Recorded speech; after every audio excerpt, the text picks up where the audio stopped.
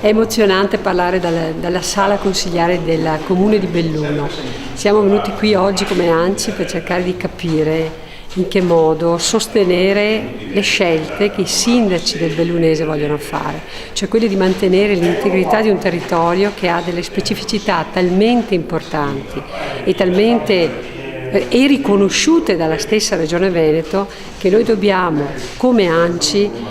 valutare e assecondare. Certo, non è facile pensare che in un mese, in 30 giorni, si riesca a rispondere allo Stato che ci ha imposto un ridisegno del Veneto, andando a toccare territori che hanno grande difficoltà a sciogliersi. Sto pensando in questo momento al Polesine,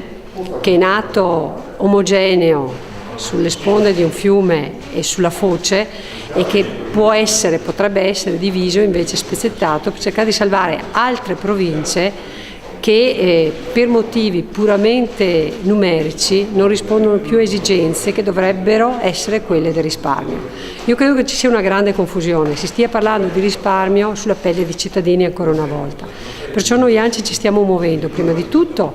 per salvaguardare il bellunese, riconoscendo in esso una grande, come dicevo prima, una grande omogeneità, ma anche un bisogno di servizi specifici, ma anche per lavorare insieme a tutti i sindaci e portare in Regione quelle che sono le nostre proposte affinché il Veneto non vada in sofferenza ancora una volta per leggi che vengono fatte in tempi brevissimi e che chiedono soluzioni che poi saranno storicamente irreversibili.